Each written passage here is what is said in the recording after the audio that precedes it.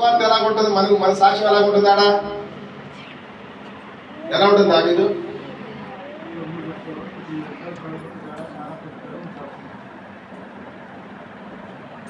చెప్ప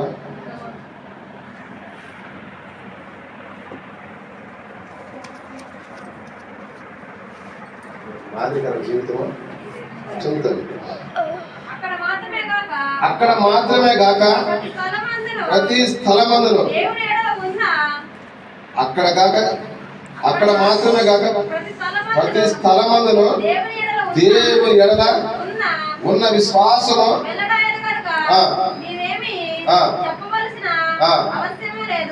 సరే. యేసుప్రభువు నమ్ముకొని మనకు చెప్పడం అవసరం లేదు. ఉందమ్మా, ఎవరిని బట్టి ఉంటుంది?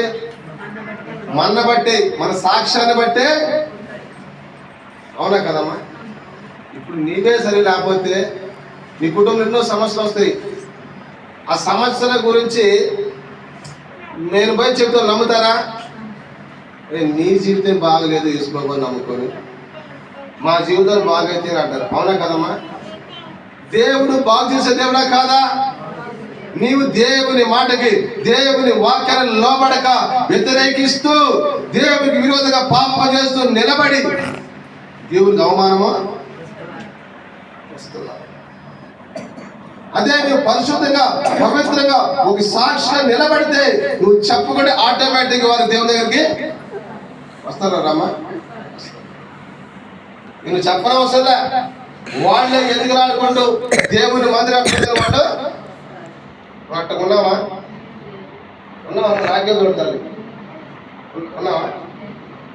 ఉన్నావాక? ఎన్ని వాక్యాలు చెబుతుంది, మాకేమన్నారు? గోడకు మంది కూడా చెప్పొచ్చుతుంది. మళ్ళీ మనకు ఎంత మీరు వాక్యం చెప్పిన ఆయన గారు, ఈ చెవు దాటి లోపలికి వచ్చేగా మేము మాట్లాడానికి, ఈ చెవు దాటికి వచ్చే వాక్యం మరి అడిగిపోతుంది అయ్యగారి దగ్గరికి.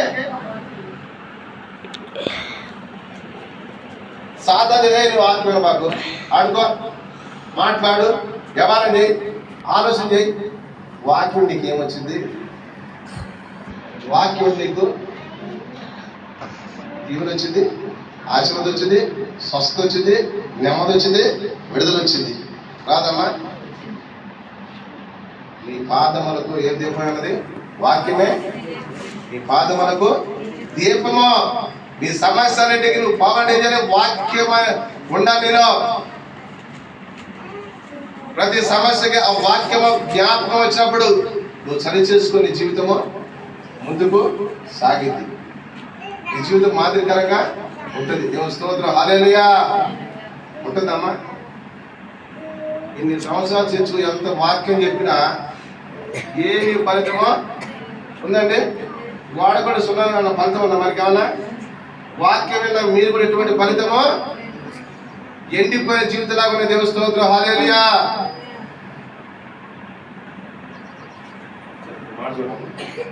అదే 2వ అధ్యాయం 8వ వచనం చదువుతారు. 2వ అధ్యాయం 8వ వచనం.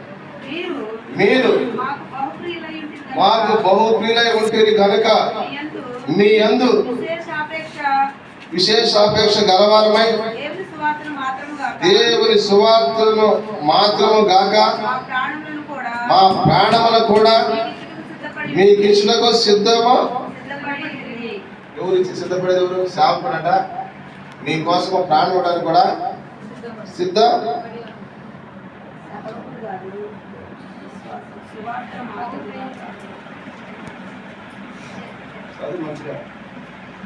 మీరు మాకు బహుప్రియులై ఉంటుంది కనుక ఎందుకు విశేషాపేక్ష గలవారమై దేవుని సువార్తను మాత్రము కాక మా ప్రాణములు కూడా మీకు ఇచ్చుటకు సిద్ధపడి ఉంటుంది.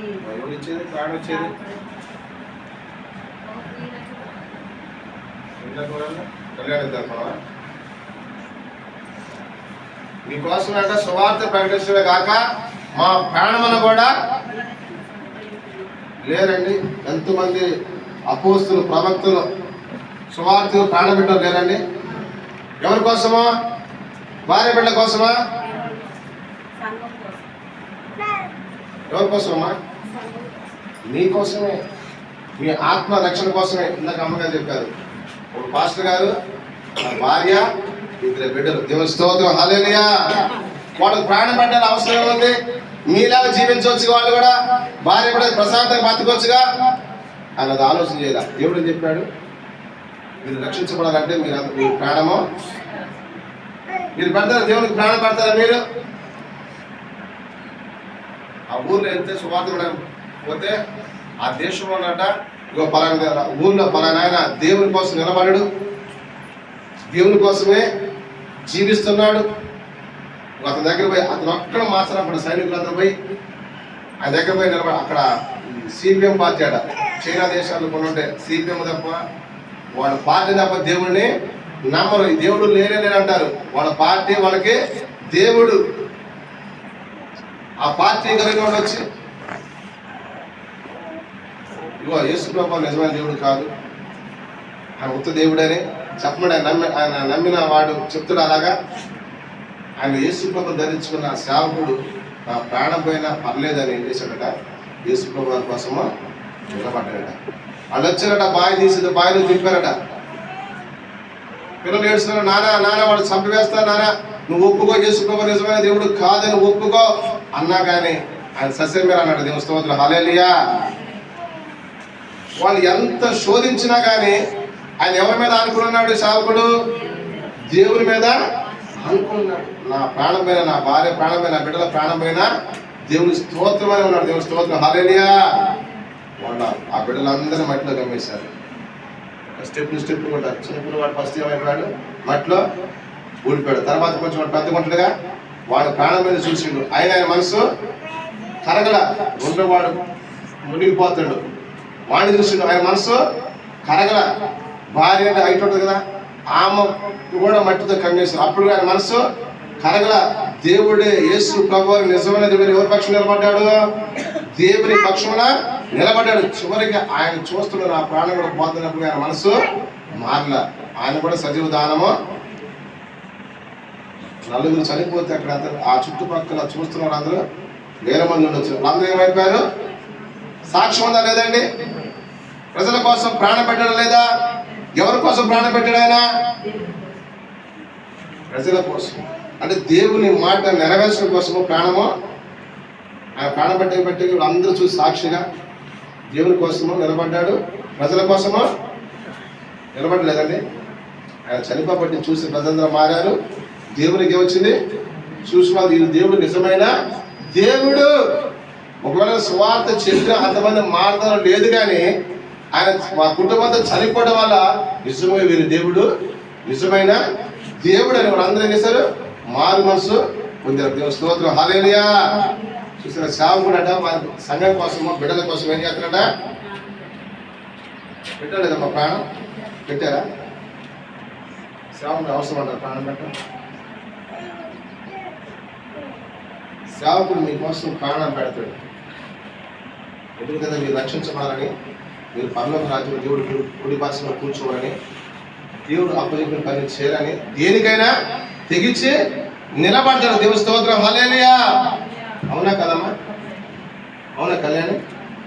రోజు ఎందుకు వెళ్ళిపోతున్నావు?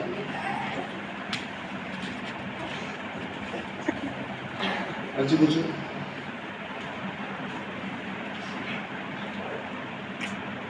సేవకుడు సంఘం కోసం చేస్తాడా? ప్రాణము. మీరు సేవకుల కోసం ప్రాణం పెట్టారా? ఎక్కడ చూడమ్మా, మీరు సేవకుని కోసం ప్రాణం పెట్టారా? పెట్టారమ్మా.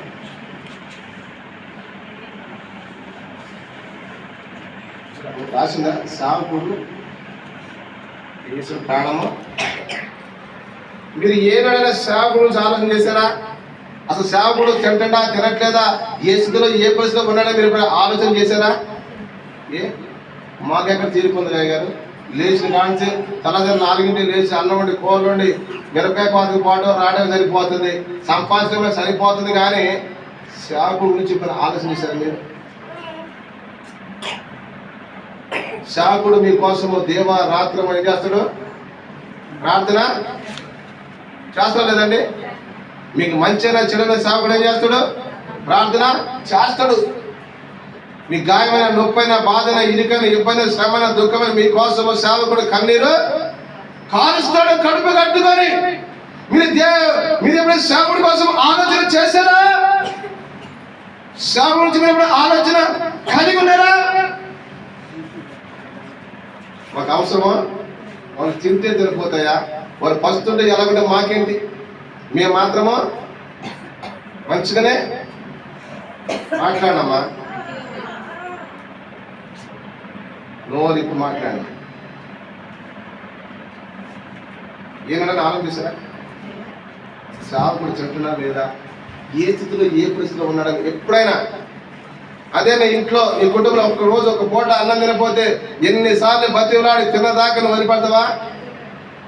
వదిలిపెడతావా? నాకేదో వాడు తింటే సత్యాన్ని అక్కడికి వచ్చి మనిషి దుడ్డు పడుకుంటావా?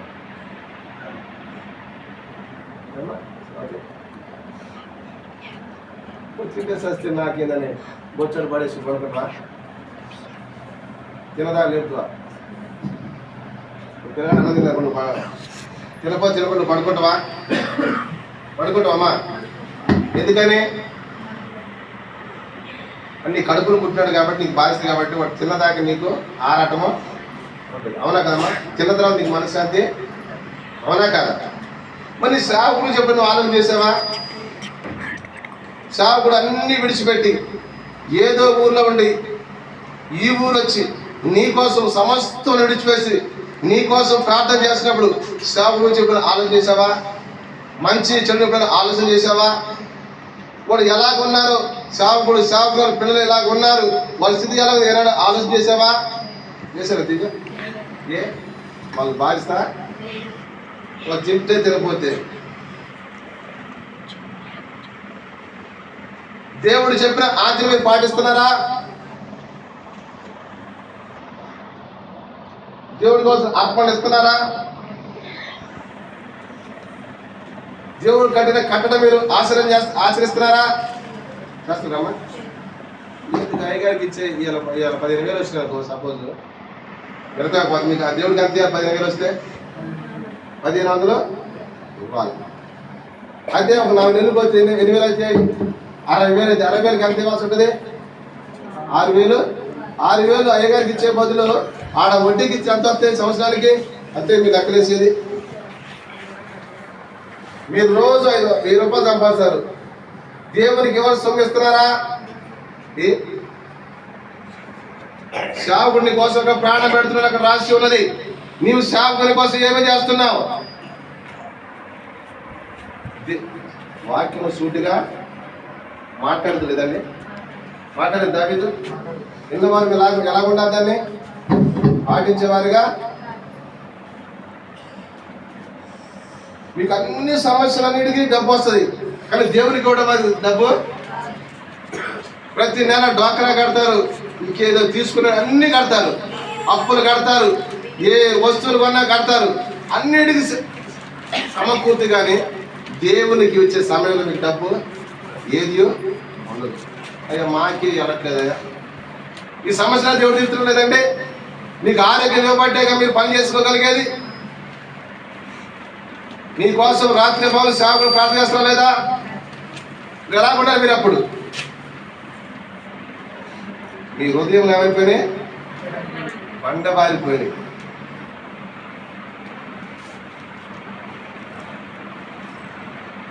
చెవులు తినడానికి కాదు, ఇని దాన్ని ఏం చేయాలి మనము?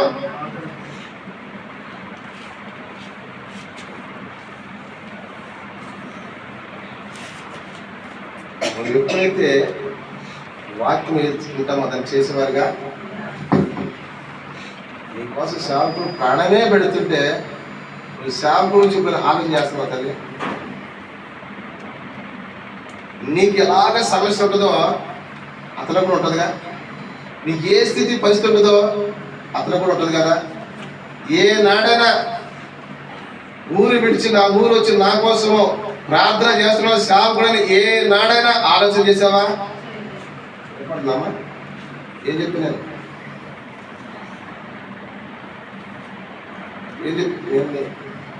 నేను తోడు బొమ్మలు ఆడాలి కాబట్టి చెయ్యి మీద వాక్యం విని దాని ప్రకారం మనము జీవించాలి.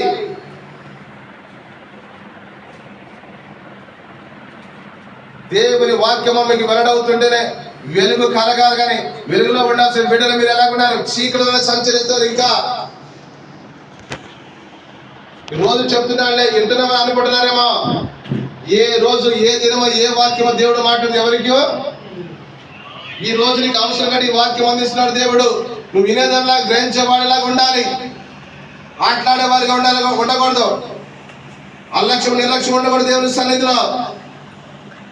నువ్వు ఎంతటి వాడమైనా గొప్పవాడైనా గొప్పదైనా సరే,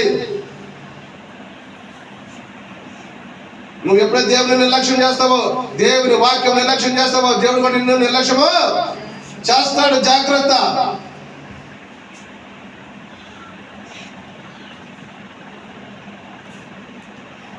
శ్రావణ కోసం ఆలోచన మీరు అనుకోవచ్చు, అయ్యగారు చెప్తుండే మేము ఇవ్వాలని.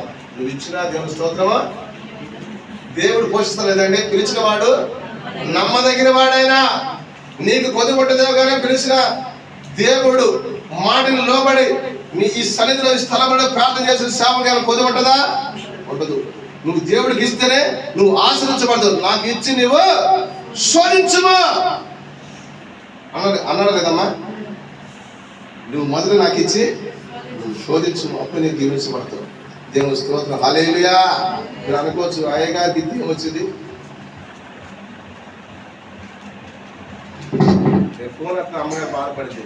నేను అనుకుంటా, నేను ఎక్కడ ఉండాలి? దేవుని వాక్యుడు జాగ్రత్త ఉండాలి. నేను ఎక్కడ ఉండాలి? నేను ఎక్కడున్నాను? నా మనసులో సంతోషం బాధ అనిపించిందా? అమ్మగారి ఫోన్ ఎత్తలేదు అంటే నా మనసు బాధ అనిపించింది. నేను ఎక్కడ ఉండాలి? దేవుని సన్నిధిని ప్రార్థించాలి మీ అందరి కోసము. మీరు నాకు అప్పుడు ఏం చేయాలి? ఏం చేయాలి? దివ్య రోజు తెలవండి. ఏం చేయాలి? మరి అమ్మక చేస్తున్నారా? అమ్మగారు ఫోన్ ఎత్తగా అంటది. వాళ్ళు చేసినట్టు నా మనసు బాధ అనిపించింది. అయ్యో, నేను దేవుని సన్నిధిలో ప్రార్థన చేయాల్సిన వాడిని నేను. వాళ్ళ చుట్టూ ఎందుకు తిరగాలి? వాళ్ళ కాడ ఎందుకు నిలబడాలి? నాకు బాధ అనిపించింది.